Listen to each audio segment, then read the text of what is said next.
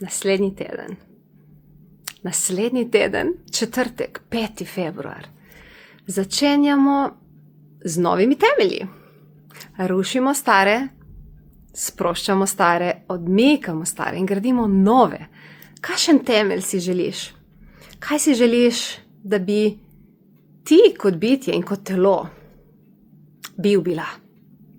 Kaj lahko vse spremeniš? Kaj vse je zdaj težko, grozno, napačno, boleče, omejujoče, kar ni potrebno, da je? Kaj, če lahko stvari spremeniš? Kaj, če je možno?